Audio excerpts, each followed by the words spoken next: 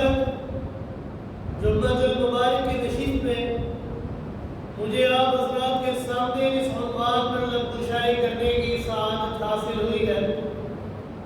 وہ ہے انقلاب مصطفیٰ صلی اللہ علیہ وآلہ وسلم۔ میں دعا کو اللہ رب الجلال کی بارگاہ سے کہ رب کائنات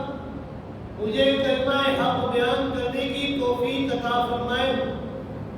اور بعد میں ہم سب کو اس پر صحیح معنوں میں عمل کرنے کی بھی توفیق عطا فرمائے۔ معزز سامعین اکرام، یہ جو آیت مبارکہ میں نے آپ حضرات کے سامنے تلاوت فرمائی ہے، اس آیت مبارکہ کے اندر اللہ رب العزت نے پیغمبر کائنات صلی اللہ علیہ وآلہ وسلم کی بعثت کے 4 مقاصد بیان فرمائے۔ ایک تلاوت آیات، دوسرا تزکیہ نفس، تیسرا تعلیم کتاب اور چوتھا تعلیم حکمت۔ اگر ان 4 مقاصد کے اندر گہرائی کے ساتھ غور و فکر کیا جائے تو انسان اس بات پر پہنچے گا کہ ان تمام 4 میں سے بنیادی مقصد تزکیہ نفس ہے، اور یہی آج ہماری اس گفتگو کا موضوع ہے کہ پیغمبر کائنات صلی اللہ علیہ وآلہ وسلم نے کس طرح اس معاشرے کا تزکیہ فرمایا اور کس حد تک اس معاشرے کے اندر ان کے تزکیے کا انقلاب برپا کہ وہ لوگ کیا تھے اور پیغمبر کائنات صلی اللہ علیہ وآلہ وسلم کی تعلیمات سے کیا بن گئے۔ تاریخ کا ایک ادنا سا طالب علم بھی یہ بات بخوبی طور پر جانتا ہے کہ آپ صلی اللہ علیہ وآلہ وسلم کی بعثت کے وقت دنیا کے اندر ہر طرف شرک تھا، ہر طرف گمراہی کی گمراہی تھی۔ خاص طور پر اہل عرب کی مجموعی حالت یہ تھی کہ ان کے اوپر شب ظلمت چھائی ہوئی تھی۔ عرب کی ایک جانب خلیج فارس تھا کہ جس کے کنارے عراق اور فارس کی حکومت تھی، وہاں ستارہ پرستی اور آتش پرستی کا زور تھا۔ وہ لوگ ایک اللہ کی عبادت کے بجائے 2 خداؤں کے قائل تھے۔ خوشی کا خدا الگ تھا اور بدی کا خدا الگ تھا۔ ایک کا نام یزدان اور دوسرے کا نام اہرمن تھا۔ عرب کی دوسری سمت بحیرہ روم واقع ہے کہ جس کے کنارے روم کی سلطنت تھی، وہاں پر عیسائیت کا زور تھا۔ کہا ان کو عیسائی کہتا تھا کہ یہ لوگ حضرت عیسیٰ علیہ السلام کے ماننے والے تھے، لیکن ان کے اندر نہ تو حضرت عیسیٰ علیہ السلام کی تعلیمات موجود تھی اور نہ ہی وہ کتاب جو حضرت عیسیٰ علیہ السلام کے اوپر نازل ہوئی، وہ کتاب اپنی اصلی حالت میں موجود ہے۔ وہ ایک خدا کے بجائے 3 خداؤں کی عبادت کیا کرتے تھے اور آسمانی دین کے دعوے دار ہونے کے باوجود وہ کفر اور شرک کی گہرائیوں میں ڈوبے ہوئے تھے۔ عرب کی تیسری سمت بحر ہند تھا کہ جس کے کنارے پر ہندوستان واقع ہے، جہاں پر 1-2 خدا نہیں، ہزاروں خدا نہیں، لاکھوں نہیں، بلکہ کروڑوں خداؤں کی عبادت کی جاتی تھی۔ وہ لوگ پتھر کو اپنا خدا مانا کرتے تھے،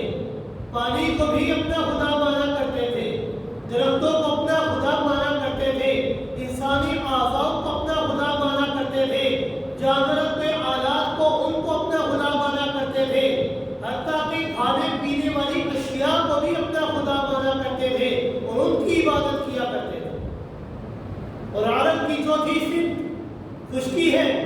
جہاں پر مصر، سوڈان اور افریقہ جیسے شہر واقع ہیں، وہاں سینے سے تو خدا کی ذات کا تصور ہی نہیں ہے، وہاں پر بدعملی، سیاہکاری، شہوت پرستی یہ عام چیزیں ہیں، ان کا دور تھا۔ خود عرب کی سرزمین پر اس وقت مختلف باطل مذاہب کی جو علامتیں تھی، جہاں پر عیسائیت بھی موجود تھی،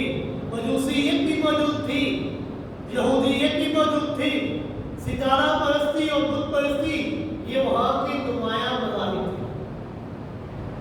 ایک اللہ کی عبادت نہیں کرتے تھے بلکہ مختلف خداؤں کی عبادت کیا۔ اہل عرب ملائکہ کو اللہ کی بیٹیاں تصور کیا کرتے تھے، فرشتوں کی الوہیت کے قائل تھے، جیسا کہ اللہ رب العزت نے سورہ آل عمران کی آیت نمبر 80 کے اندر ارشاد فرمایا وَلَا يَأْمُرَكُمْ أَن تَتَّخِذُوا الْمَلَائِكَةَ وَالنَّبِيِّينَ أَرْبَابًا، کہ وہ لوگ ملائکہ کی عبادت کیا کرتے تھے اور ان کو اپنا معبود سمجھا کرتے تھے، وہ لوگ جنات کی عبادت کیا کرتے تھے، جیسا کہ اللہ رب العزت نے سورہ انعام کی آیت نمبر 100 کے اندر فرمایا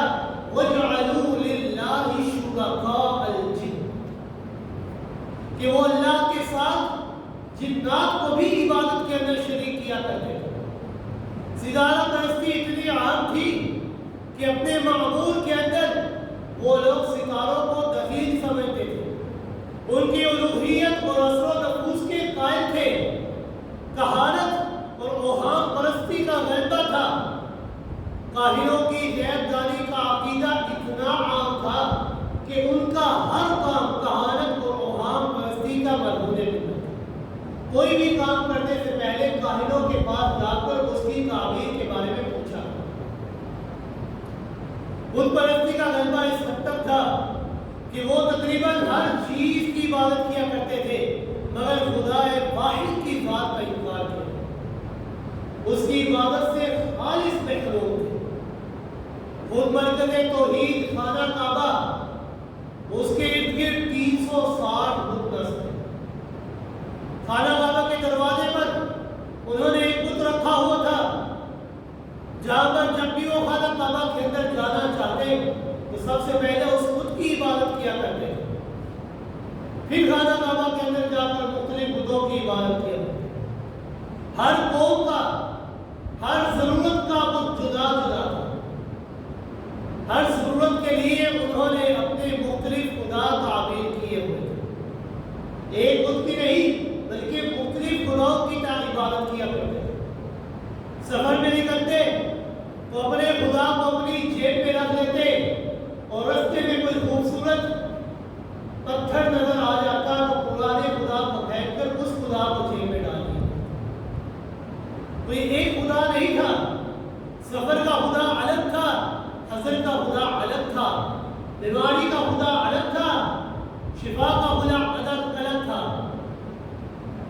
ہر ضرورت کے لیے انہوں نے مختلف خدا بنا رکھے تھے۔ افراط اور انتشار کی یہ حالت تھی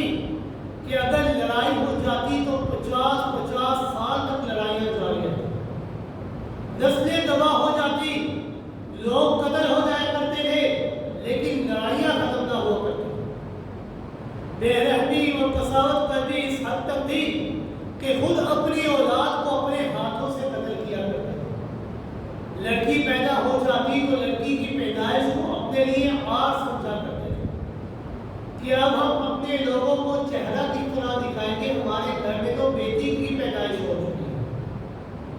اگر کسی کے 4 بیٹے ہیں اور اس کے اندر تنگی ہے تو اپنے ہاتھوں سے اپنے بیٹوں کو ذبح کر دیا کرتے تھے۔ اللہ رب العزت نے قرآن مجید میں ارشاد فرمایا سورہ اسراء آیت نمبر 31 کے اندر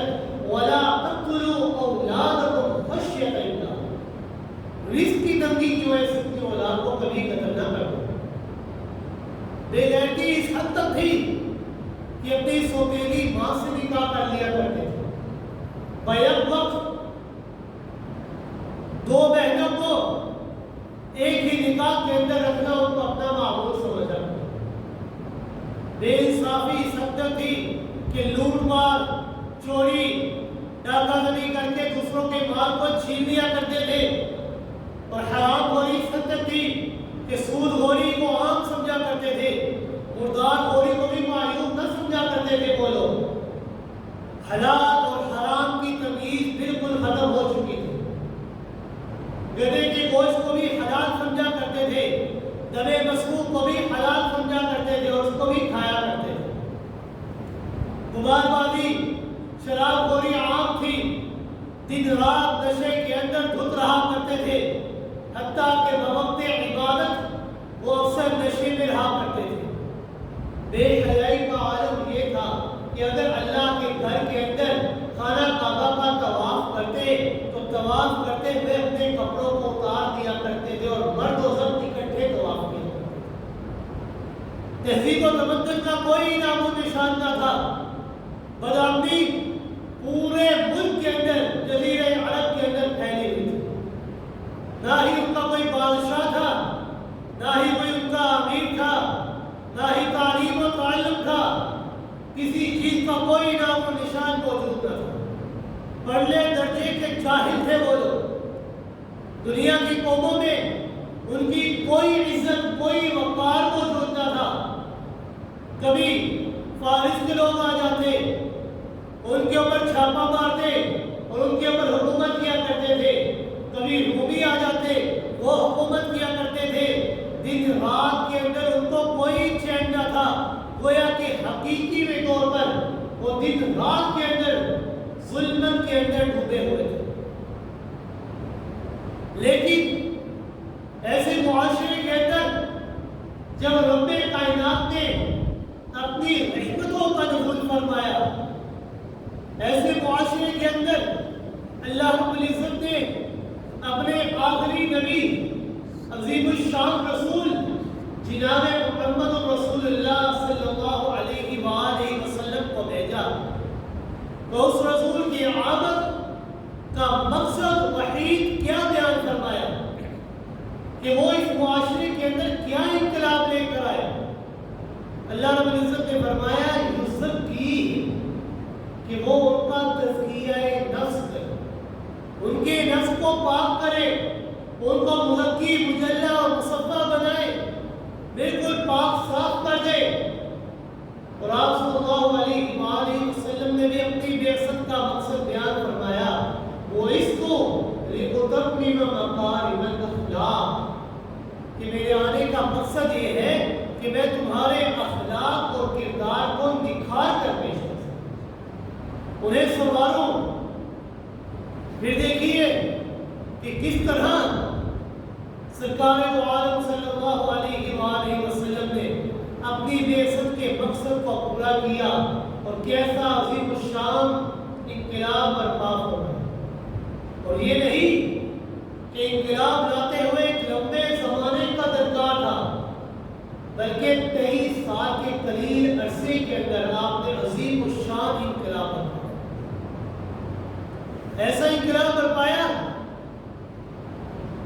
کہ ایسا انقلاب دنیا کے اندر آج تک کوئی بھی ایسا انقلاب برپا نہیں کر سکتا۔ کوئی نظیر، کوئی مثال ایسی موجود نہیں کہ کوئی بھی شخص اپنی محنت سے اتنے سے قلیل عرصے کے اندر عظیم انقلاب برپا کر سکتا اور بدترین معاشرے کو کائنات کا ایک بہترین معاشرہ بنا کر لوگوں کے سامنے پیش کر سکتا۔ یہ انقلاب لانا یہ بھی پیغمبر کائنات صلی اللہ علیہ وآلہ وسلم کا ایک بہترین معجزہ ہے، عظیم الشان معجزہ ہے۔ آپ صلی اللہ علیہ وآلہ وسلم نے بہت بڑے بڑے انقلابات پیش کیے، چند انقلابات آپ کے سامنے پیش کروں۔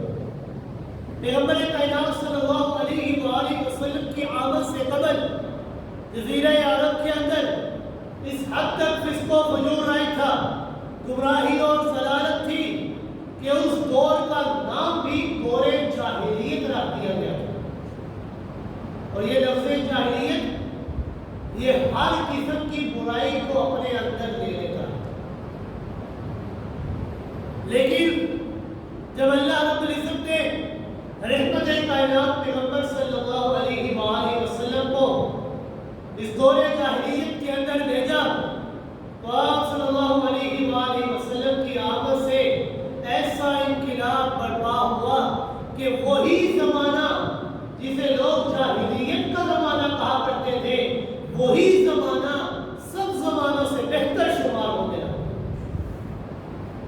رسول اکرم صلی اللہ علیہ وآلہ وسلم نے فرمایا خیر القرون قرنی ثم الذین یلونہم ثم الذین یلونہم، تمام زمانوں میں سے بہترین زمانہ وہ میں محمد کا زمانہ ہے، پھر وہ زمانہ ہے جو صحابہ کرام کا زمانہ ہے، پھر وہ زمانہ ہے جو دور تابعین کا زمانہ ہے۔ انقلاب مصطفیٰ کا کیا ہی کہنا کہ القرن الجاہلی سے خیر القرون کے اندر وہ زمانہ کرتے ہیں۔ پہلے ان لوگوں کی حالت یہ تھی کہ وہ لوگ اللہ کی یاد میں ہمہ وقت غافل رہا کرتے تھے، اللہ کے ذکر کے بجائے اپنے آباء و اجداد کی بہادریوں کا تذکرہ کیا کرتے تھے، ان کا ذکر کرنے کو اپنی بہادری کا ذریعہ سمجھا کرتے تھے۔ خانہ کعبہ کے اندر بھی اللہ کا ذکر نہایت کم کیا کرتے تھے اور اپنے آباء و اجداد کا ذکر زیادہ کیا کرتے تھے۔ اللہ رب العزت نے فرمایا فاذکروا اللہ کذکرکم آباءکم، کہ کم سے کم اتنا تم اللہ کا ذکر کرو جتنا تم اپنے آباء و اجداد کا ذکر کرتے ہو۔ لا یذکرون اللہ الا قلیلا کا وہ صحیح مصداق تھے کہ وہ اللہ کا ذکر نہیں کرتے تھے مگر بالکل تھوڑا سا، معمولی سا اللہ کا ذکر کیا کرتے تھے۔ لیکن جب پیغمبر کائنات صلی اللہ علیہ وآلہ وسلم کی بعثت ہوئی، ان کے اوپر اللہ رب العزت نے اپنی نبوت کو نازل فرمایا تو ایسا انقلاب برپا ہوا کہ اللہ رب العزت نے انہی لوگوں کی شان بیان کرتے ہوئے فرمایا رجال لا تلہیہم تجارت ولا بیع عن ذکر اللہ، کہ وہ لوگ ایسے لوگ ہیں کہ نہ تو ان کی تجارت نہ ہی خرید و فروخت ان کو اللہ کے ذکر سے غافل کر سکتا ہے۔ اگر نماز کا وقت آ گیا وہ خرید و فروخت بھی کر رہے ہیں تو اس خرید و فروخت کو چھوڑ کر اللہ کے ذکر کی طرف دوڑتے ہوئے آ جاتے ہیں۔ اللہ رب العزت نے فرمایا الذین یذکرون اللہ قیاما وقعودا وعلی جنوبہم، کہ وہ لوگ جو پہلے اللہ کا ذکر نہیں کیا کرتے تھے لیکن اب ان کی عادت یہ ہے کہ اگر کھڑے ہیں تب بھی ان کی زبانوں سے اللہ کا ذکر جاری ہے، بیٹھے ہیں تب بھی ان کی زبانوں سے اللہ کا ذکر جاری ہے، لیٹے ہیں تب بھی ان کی زبانوں سے اللہ کا ذکر جاری ہے۔ پیغمبر کائنات صلی اللہ علیہ وآلہ وسلم کی بعثت سے قبل وہ اللہ کے سوا غیر اللہ کا ذکر کیا کرتے تھے اور غیر اللہ کا ذکر کرنے کو وہ اپنے لیے باعث برکت سمجھا کرتے تھے، اور جب غیر اللہ کا ذکر کیا جاتا تو وہ خوش ہو جایا کرتے تھے، لیکن جب ان کے سامنے اللہ کا ذکر کیا جاتا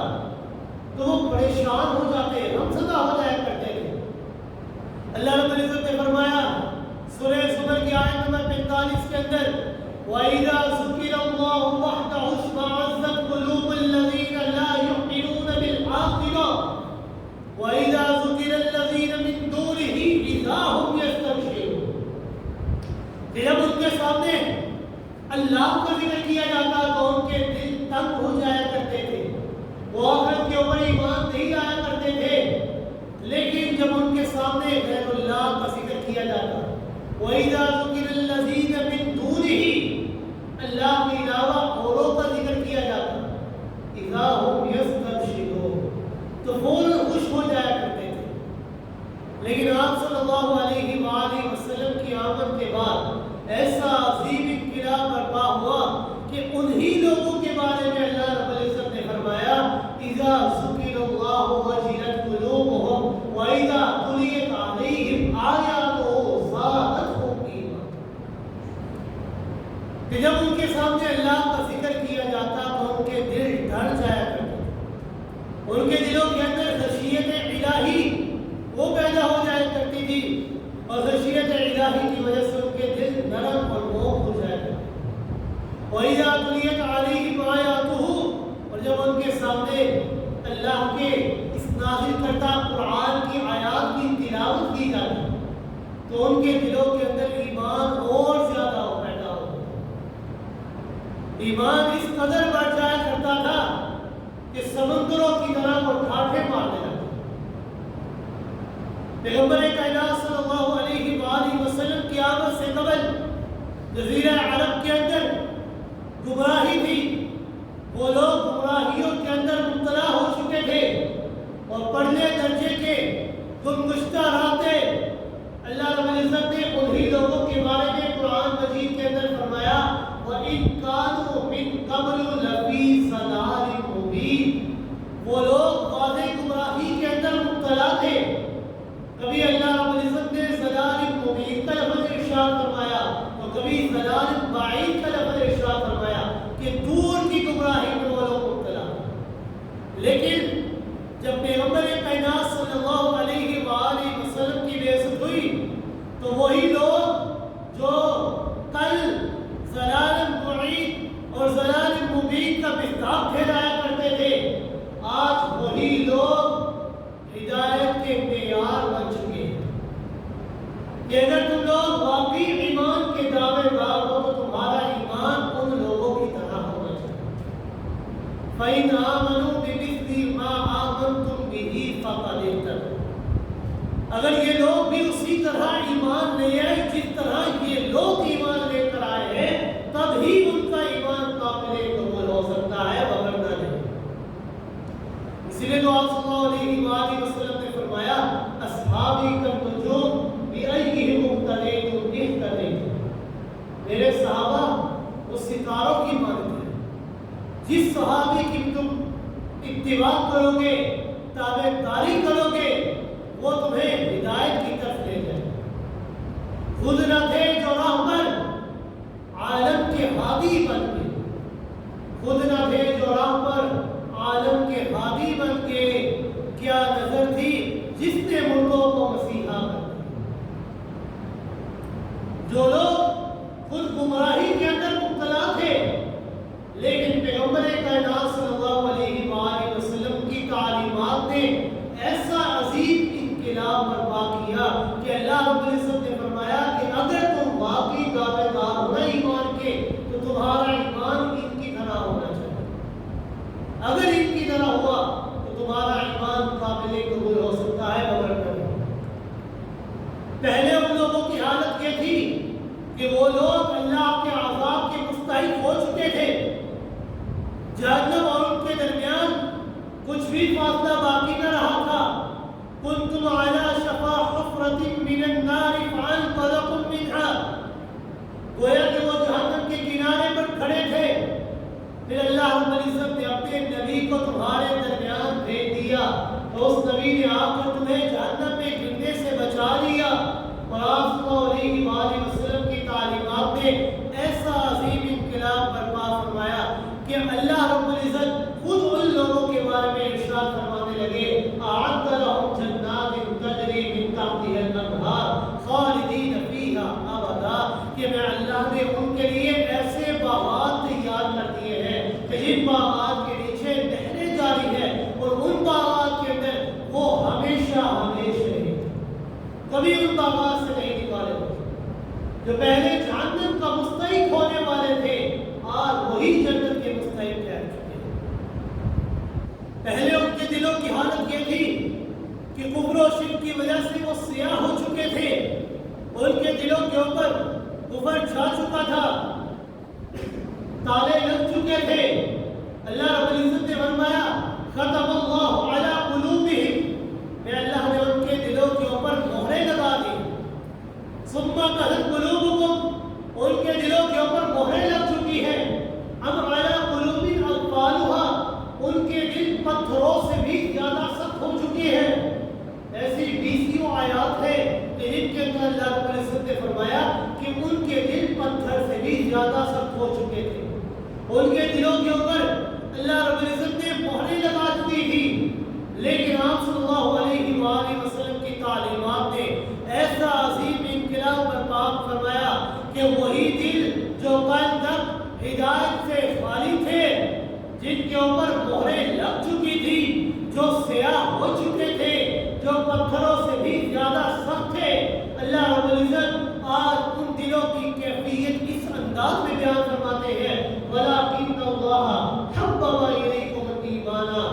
وَزَيَّنَهُ فِي قُلُوبِكُمْ کہ اللہ رب العزت نے تمہارے لیے ایمان کو پسند کر لیا ہے اور تمہارے دلوں کے اندر اس ایمان کو مزین بھی کر دیا، سجا بھی دیا ہے۔ اولئک کتب فی قلوبہم الایمان وأیدہم بروح منہ کہ وہ لوگ ایسے ہیں کہ جن کے دلوں پر اللہ نے پتھر پر لکیر کی طرح ایمان کو مزین کر دیا ہے۔ جس طرح پتھر پر لکیر مٹائی گئی جاتی اسی طرح ان کے دلوں سے ایمان بھی نہیں مٹایا جا سکتا۔ پہلے ان لوگوں کی حالت یہ تھی کہ وہ صبح شام زنا اور بدکاری کے اندر مبتلا رہا کرتے تھے، زنا کرنے کو اپنے لیے باعث عزت اور باعث اعزاز سمجھا کرتے تھے، اپنے اشعار کے اندر نظموں کے اندر فخر کے ساتھ بیان کیا کرتے تھے کہ ہم نے اتنی عورتوں سے زنا کیا، ہم نے اتنی عورتوں سے بدکاریاں کی۔ لیکن آپ صلی اللہ علیہ وآلہ وسلم کی تعلیمات تھی اور آپ کی بعثت کے بعد ایسا عظیم انقلاب برپا ہوا کہ اگر غلطی سے بھی کسی سے بدکاری ہو جائے تو فوراً رسول اکرم صلی اللہ علیہ وآلہ وسلم کے پاس آ جاتے ہیں کہ اللہ کے رسول ہم سے یہ برا فعل ہو چکا ہے، ہمیں اس دنیا کے اندر ہی سزا دے دیجئے، ہم آخرت کی سزا کو برداشت نہیں کر سکتے۔ ہم دنیا کی سزا کو برداشت کر سکتے ہیں لیکن آخرت کی سزا ہم سے برداشت نہ ہو۔ ندامت پیدا ہو جاتی۔ وہی لوگ جو پہلے پتھروں کی تعظیم کیا کرتے تھے، پتھروں کی عبادت کیا کرتے تھے، وہ ہر وقت خوبصورت پتھروں کی تلاش میں رہا کرتے تھے، جہاں بھی کوئی خوبصورت پتھر نظر آ جاتا اسے اٹھا لیتے اور اپنا معبود بنا لیا کرتے تھے۔ لیکن جب پیغمبر کائنات صلی اللہ علیہ وآلہ وسلم کی تعلیمات ہے، ایسا عظیم انقلاب برپا ہوا کہ وہی لوگ جو پہلے پتھروں کی عبادت کیا کرتے تھے اب اس حد تک پتھروں سے دور ہو چکے تھے کہ خود سیدنا فاروق اعظم رضی اللہ تعالیٰ فرماتے ہیں حجر اسود کو دیکھ کر، یا حجرہ انی اعلم انک حجر لا تنفع ولا تضر فلولا انی رأیت رسول اللہ صلی اللہ علیہ وسلم یقبلک ما قبلک۔ اے حجر اسود،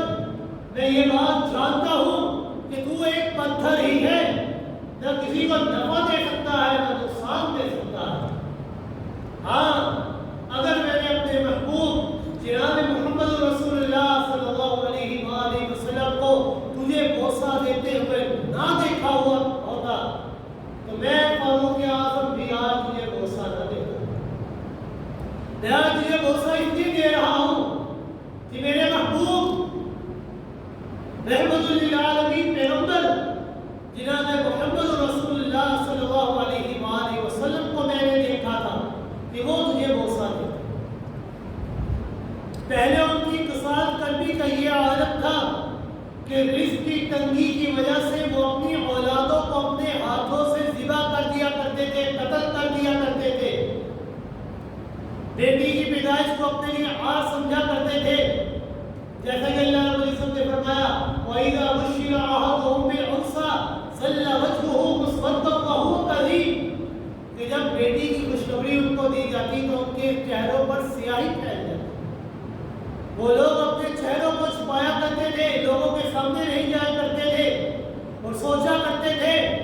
کہ اب ہم کیا کریں، یا تو بیٹی کو زندہ درگور کر دیں یا لوگوں کے سامنے جانا چھوڑ دیں۔ لیکن آپ صلی اللہ علیہ وآلہ وسلم کی آمد کے بعد اس طرح اپنی کئی بیٹیوں کو زندہ درگور کرنے والا ایک شخص اب اتنا رحم دل اور اتنا رقیق القلب بن جاتا ہے کہ زمین پر چلتے ہوئے اپنا پورا پاؤں بھی زمین پر نہیں رکھتا، ایڑیوں کے بل چلتا ہے کہ کہیں کوئی چونٹی یا کوئی کیڑا میرے پیروں کے نیچے آ کر ہوتا ہے۔ اتنا رقیق القلب ہو گیا، اتنا رحم دل ہو گیا۔ جو پہلے اپنے بچوں کو قتل کر دیا کرتے تھے، آپ کی تعلیمات نے اس حد تک انقلاب برپا کیا کہ اب زمین پر بھی اپنا پورا پاؤں نہیں رکھتے کہ کہیں کوئی بے جان جو جانور ہے یا کوئی کیڑا ہے وہ بھی میرے پیروں کے نیچے آ کر روتا ہے۔ پہلے ان کی حالت یہ تھی کہ وہ عزتوں کو لوٹنے والے تھے اور سر عام عورت کی عزت کو پامال کر دینا یہ ان کے لیے شیوا تھا۔ آپ صلی اللہ علیہ وآلہ وسلم کی آمد کے بعد وہی لوگ عزتوں کے محافظ بن جاتے ہیں۔ حاتم طائی کی بیٹی صفانہ جب رسول اکرم صلی اللہ علیہ وآلہ وسلم نے اپنے اصحاب سے کہا کہ جاؤ اس کے بھائی کے گھر عدی بن حاتم کے گھر صحیح سلامت چھوڑ کر آ جاؤ، جو صفانہ اپنے بھائی کے گھر کے اندر جاتی ہے تو بھائی فوراً دیکھ کر بڑا حیران اور پریشان ہوتا ہے اور کہنے لگتا ہے کہ اے میری بہن، سفر میں تو اتنے دنوں تک تو غیروں کے ساتھ رہی ہے، دن رات بھی آئے ہیں، اغیار کے ہاتھوں سے تیری عزت نفس کیسے بچی ہوگی؟ تو بہن صفانہ کہنے لگی اے میرے بھائی عدی بن حاتم، تیرے اس محل کی چار دیواری کے اندر میری عزت نفس اتنی محفوظ نہیں ہے کہ جتنی میری عزت نفس محمد کے اصحاب کے ہاتھ، جتنا محفوظ میں نے ان کے ہاتھوں میں اپنے آپ کو پایا ہے، تیرے محل کی اس چار دیواری کے اندر بھی میں اپنے آپ کو اتنا محفوظ نہیں سمجھتا۔ پہلے ان کی حالت یہ تھی کہ سال ہر سال تک لڑائیاں جاری رہتی، قتل و غارت، باہمی لڑائی ان کے لیے بہادری کا نشان اور وجہ عزت تھی، ایک دوسرے کو کسی قسم کا کوئی پاس کوئی لحاظ نہ تھا۔ لیکن آپ صلی اللہ علیہ وآلہ وسلم کی آمد کے بعد ایسا عظیم انقلاب برپا ہوا کہ آج وہی لوگ آپس میں بھائی بھائی بن جاتے ہیں۔ اللہ رب العزت فرماتے ہیں فَأَلَّفَ بَيْنَ قُلُوبِكُمْ فَأَصْبَحْتُم بِنِعْمَتِهِ إِخْوَانًا، کہ وہی لوگ آپس میں بھائی بھائی بن جاتے ہیں۔ وہ لوگ جو پہلے پانی پلانے پر جھگڑا کیا کرتے تھے کہ تو نے اپنے جانوروں کو پہلے پانی کیوں پلایا، میں نے پانی پلانا، قتل و غارت پر اتر جایا کرتے تھے۔ آپ صلی اللہ علیہ وآلہ وسلم کی آمد کے بعد ان کی حالت یہ تھی یُؤْثِرُونَ عَلَىٰ أَنفُسِهِمْ وَلَوْ كَانَ بِهِمْ خَصَاصَةٌ، وہ اپنی جانوں سے زیادہ دوسروں کو ترجیح دیا کرتے تھے، اگرچہ اپنی جان کیوں نہ جا رہی ہو، اپنی جانوں سے زیادہ دوسروں کی جان کی فکر کیا کرتے تھے۔ حضرت ابو جہل بن حذیفہ رضی اللہ تعالیٰ فرماتے ہیں کہ جب جنگ یرموک کے اندر لڑائی کے موقع پر میں نے تھوڑا سا پانی لے کر اپنے چچا زاد بھائی کی تلاش کے لیے نکلا کہ اگر وہ مجھے زندہ مل کے میں ان کو تھوڑا سا پانی پلاؤں۔ چنانچہ میں جب زخمیوں کی صف کے اندر داخل ہوا تو میں نے ان کو دیکھا کہ وہ موت و حیات کی کشمکش میں موجود ہیں۔ میں ان کے پاس گیا فوراً اور ان کو پانی پلانے لگا، وہ تھوڑا سا اٹھے پانی پینے کے لیے، لیکن پاس ہی پڑے لیٹے ہوئے زخمی سے اچانک آواز آئی آگ کی۔ فوراً کہنے لگے کہ میں ابھی پانی نہیں پیوں گا، پہلے جاؤ اس کے پاس اور اسے پانی پیو۔ حضرت ابو جہل بن حذیفہ فوراً جاتے ہیں اس کے پاس، اس کو پانی پلانے لگتے ہیں، لیکن پاس والے زخمی نے پھر سے آ پڑی، وہ فوراً اس کے پاس چلے جاتے ہیں۔ جب اس کے پاس پہنچتے ہیں تو دیکھتے ہیں کہ وہ اس دنیا میں نہیں رہا، اللہ رب العزت نے اسے شہادت جیسا عظیم رتبہ عطا فرما دیا۔ وہ واپس آتے ہیں دوسرے زخمی کے پاس، جب واپس پہنچتے ہیں تو دیکھتے ہیں کہ وہ زخمی بھی اب اللہ کے پاس چلا گیا۔ پھر اپنے شہزاد بھائی کے پاس آتے ہیں کہ کم سے کم اسے تو پانی پلا دوں، لیکن جب اس کے پاس آتے ہیں تو دیکھتے ہیں کہ میرا چچا زاد بھائی وہ بھی شہادت جیسا عظیم رتبہ اس کو مل چکا ہے، وہ بھی اللہ کے پاس چلا چکا جا چکا ہے۔ تینوں نے ایثار سے کام لیتے ہوئے پیاس کی حالت میں اپنی جان دے دی، لیکن یہ بتا دیا لوگوں کو کہ لوگوں آپ کی تعلیمات نے ہمارے اندر اس حد تک انقلاب برپا کیا ہے کہ اب ہمیں اپنی جانوں کی فکر نہیں ہے، دوسروں کی جانوں کی زیادہ۔ پہلے یہ لوگ بدو اور وحشی تھے، غیر منظم تھے، دوسری حکومتیں ان کو اپنا محکوم سمجھا کرتی تھی، لیکن آپ صلی اللہ علیہ وآلہ وسلم کی آمد کے بعد ان لوگوں کی حالت یہ بھی ہوگی کہ چند سالوں کے اندر اتنی تبدیلی آئی،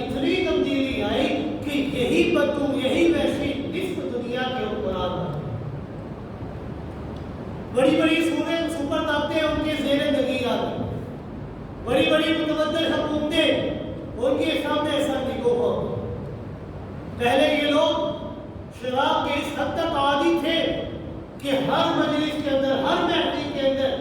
جہاں پر بھی لوگ اکٹھا ہے شراب کو عام سمجھا کرتے تھے اور پیا کرتے تھے، لیکن آپ صلی اللہ علیہ وآلہ وسلم کی آمد کے بعد اور تعلیمات نے اس حد تک انقلاب برپا کیا کہ وہی لوگ شراب کا جب اس کے حرمت کا حکم ان کے پاس آیا تو فوراً انہوں نے اپنی شراب کے پیالوں کو بھی زمین کے اندر پھینک دیا۔ ایک صحابی شراب کا کاروبار کیا کرتے تھے، یمن سے مہنگی شراب خرید کر آئے، لیکن جب شراب کی حرمت کا خبر آئی تو راستے کے اندر ہی اس ساری شراب کو زمین پر پھینک دی اور سارے برتن بھی دھو دیے۔ اپنی روزگار کی بھی فکر نہ کی، بس اس بات کی فکر کی کہ جب اللہ نے اس کو حرام ٹھہرا دیا ہے تو اس حرام کام کو اپنی زندگی کے اندر ہم کبھی بھی جائز نہیں کریں۔ وہی لوگ جو پہلے انتہائی قسم کے بخیل اور کنجوس ہوا کرتے تھے، کھانا نہیں کھلایا کرتے تھے، ایک ہی روپے کے اوپر اپنے پیسے کی فکر کیا کرتے تھے، جان و مال قربان کر دیا کرتے تھے، اللہ رب العزت نے فرمایا الذی جمع مالہ وعددہ، جو اپنے مال کو سنبھال کر رکھتے تھے، گن کر رکھا کرتے تھے کہ کیسے ہم اپنے مال کو بڑھائیں۔ آپ صلی اللہ علیہ وآلہ وسلم کی آمد کے بعد اتنا انقلاب برپا ہوا کہ حضرت جابر رضی اللہ تعالیٰ فرماتے ہیں کہ میں نے ایک ہی رات کے اندر 6 لاکھ دینار اللہ کی راہ کے اندر صدقہ کیا۔ حضرت عائشہ رضی اللہ تعالیٰ فرماتی ہے کہ میرے پاس دراہم آئے، میرے بھانجے نے درہم بھیجے، پوری بوری تھی، میں نے وہ پوری بوری ایک ہی مجلس کے اندر بیٹھ کر اللہ کی راہ میں تقسیم کر دی۔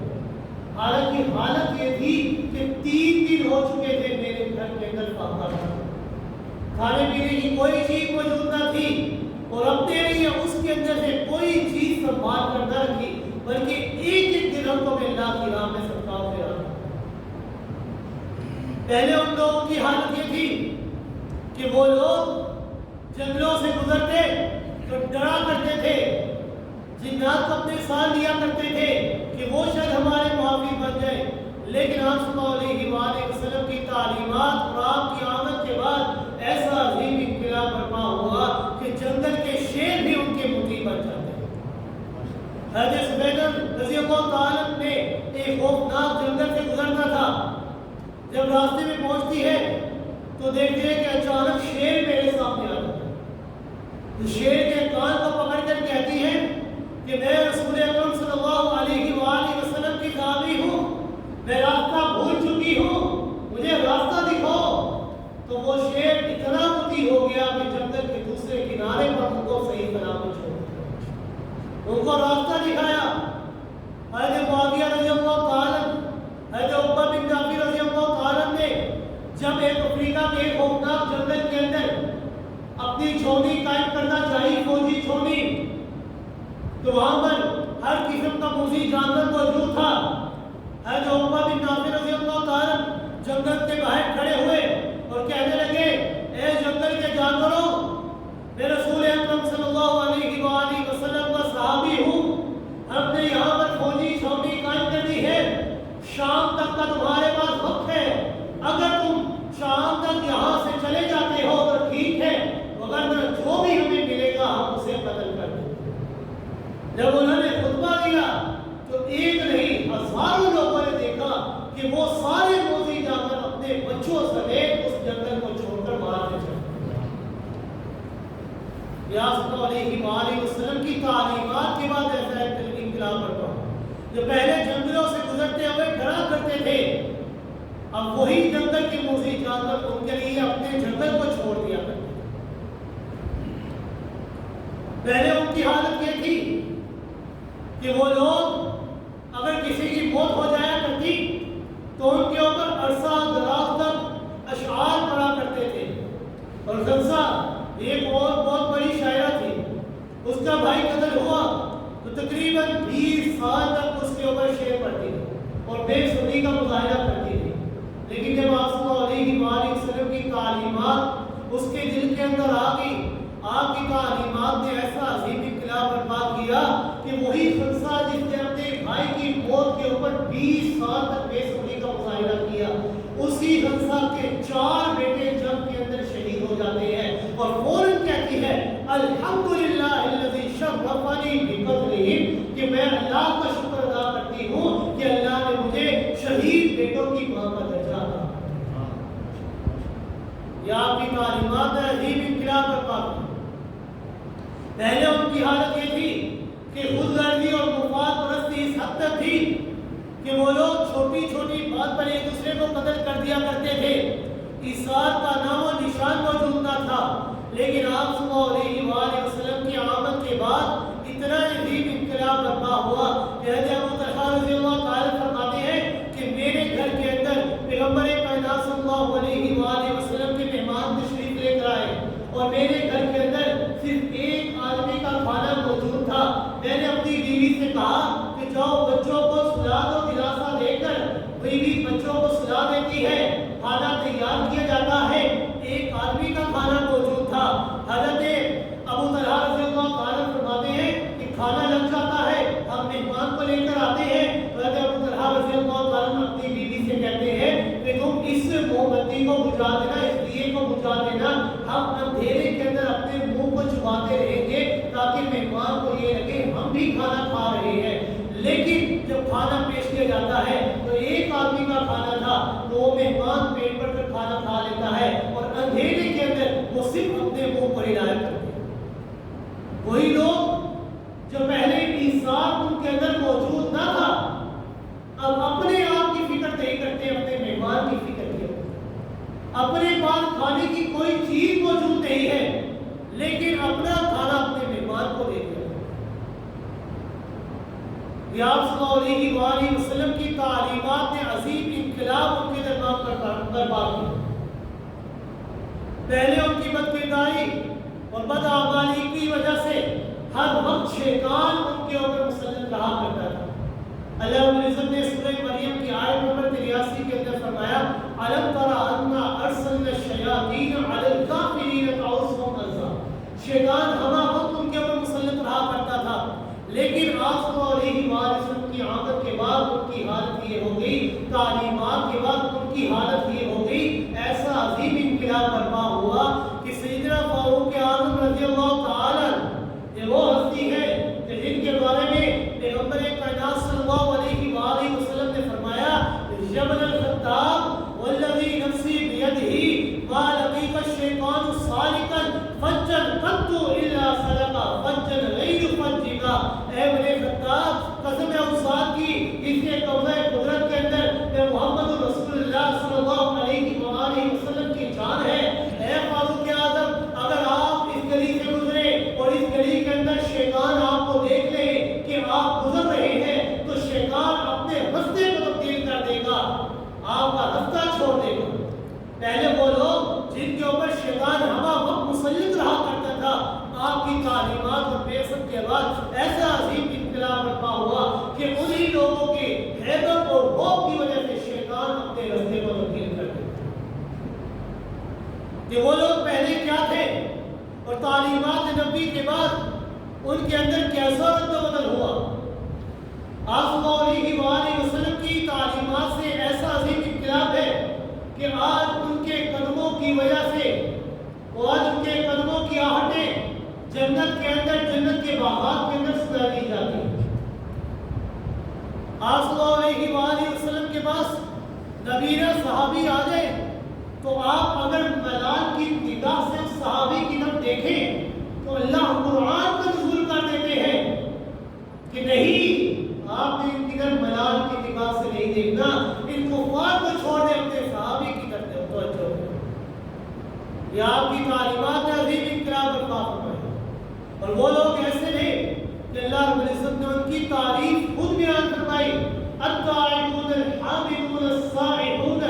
راکعون الساجدون الآمرون بالمعروف والناہون عن المنکر والحافظون لحدود اللہ،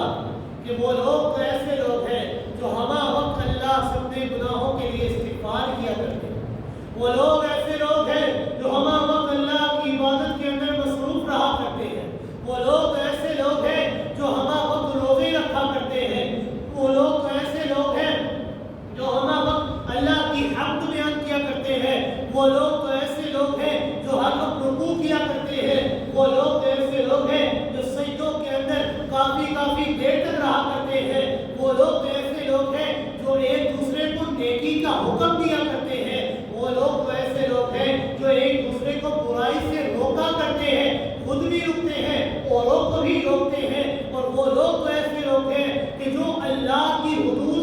حفاظت کیا کرتے ہیں کہ اللہ نے اتنی حد مقرر کر دی ہے، اب اس سے آگے ایک قدم بھی ہم نے نہیں کرنا۔ آج ہمارے اوپر مصیبتیں آزمائشیں کیوں آتی ہیں؟ کیونکہ ہم دعوے دار تو اس بات کے ہیں کہ ہم عاشق رسول ہیں، ہمارے دلوں کے اندر محبت مصطفیٰ ہے۔ 12 ربیع الاول آ گئے تو ہم گلیوں کو سجا دیا کرتے ہیں کہ ہم عاشق رسول ہیں، ہم عشق رسول کا اظہار کیا کرتے ہیں۔ کیا تعلیمات نبی نے یہی سکھایا تھا کہ 12 ربیع الاول آ گئے تو تم نے مسجد نہیں آنا، کہ جب 12 ربیع الاول آ گئے تم نے نماز ادا نہیں کرنی؟ ہم 12 ربیع الاول آ گئے گلیوں کو سجا دیا کرتے ہیں، کیک تیار کیا کرتے ہیں، اس کے اوپر لکھا کرتے ہیں جشن عید میلاد النبی، اس کے اوپر چھری چلایا کرتے ہیں، لیکن جہاں پر مؤذن اذان دیتا ہے حی علی الصلاۃ حی علی الصلاۃ، مسجدیں وہاں ویران کی ویران رہ جاتی ہیں۔ کیا یہ تعلیمات تھی؟ ہم دعویٰ کرتے ہیں ہم عاشق رسول ہیں، کیا ہماری شلواریں ٹخنوں سے اوپر ہیں؟ نہیں۔ ہم دعویٰ کرتے ہیں ہم عاشق رسول ہیں، کیا ہماری داڑیاں یہ سنت کے مطابق ہے؟ نہیں۔ کہاں کے عاشق رسول ہیں؟ ہم دعویٰ کرتے ہیں ہم عاشق رسول ہیں، کیا 5 وقت کی نماز مسجد میں آ کر ادا کرتے ہیں؟ نہیں۔ پھر کہاں کے ہیں عاشق رسول؟ عاشق رسول تو وہ لوگ ہیں کہ جو جن کے دلوں کے اندر رسول اکرم صلی اللہ علیہ وآلہ وسلم کی محبت تو ہوتی ہے، لیکن ان کے اعمال اور افعال سے اس بات کا اظہار ہوتا ہے کہ واقعی یہی لوگ ہیں کہ جن کے دلوں کے اندر محبت مصطفیٰ صلی اللہ علیہ وسلم۔ ہمارے اوپر اتنی آزمائشیں آتی ہیں کہ ہم نام لیوا تو ہیں کہ ہم عاشق رسول ہیں، لیکن ہمارا کوئی عمل آپ صلی اللہ علیہ وآلہ وسلم کی تعلیمات کے مطابق نہیں۔ ہم سب کو خیرات نہیں کرتے، ہم غریبوں کی فکر نہیں کیا کرتے، ہم یتیموں کی فکر نہیں کیا کرتے، اور پھر ہم کہتے ہیں ہم عاشق رسول ہیں۔ وہ لوگ ایسے عاشق رسول تھے کہ اپنے گھروں کے اندر 3-3 4-4 دن کا فاقہ ہوا کرتا تھا، اگر کہیں سے کوئی صدقہ خیرات آ جائے پھر بھی اپنے لیے نہیں رکھتے، لوگوں کے درمیان تقسیم کر دیا۔ وہ لوگ تھے اصل عاشق رسول۔ اگر واقعی تم عاشق رسول ہو، واقعی تمہارے دلوں کے اندر محبت مصطفیٰ ہے، تو ابھی بھی وقت ہے اپنی زندگی کو آپ صلی اللہ علیہ وآلہ وسلم کی تعلیمات کے مطابق گزارنا چاہیے، اپنی داڑیوں کو آپ کے بتائے ہوئے طریقے کے مطابق رکھنا چاہیے کہ آپ صلی اللہ علیہ وآلہ وسلم نے فرمایا کہ 1 مٹھ کا داڑھی رکھنا یہ سنت ہے، اور داڑھی کی اچھی ہونے کی اور خوبصورت ہونے کے لیے یہی بات کافی ہے کہ اللہ رب العزت نے اس کائنات کی عظیم ترین ہستی کے چہرے انور کے اوپر اپنی داڑھی کو رکھا۔ لہذا ہمارے پاس ابھی بھی وقت ہے کہ ہمیں چاہیے کہ اگر ہمارے دلوں کے اندر عاشقی عشق رسول ہے، ہمارے دلوں کے اندر محبت مصطفیٰ ہے، تو ہمیں چاہیے کہ ہمارے افعال ہمارے اعمال سے اس بات کا اظہار ہو کہ واقعی ہم عاشق رسول ہیں۔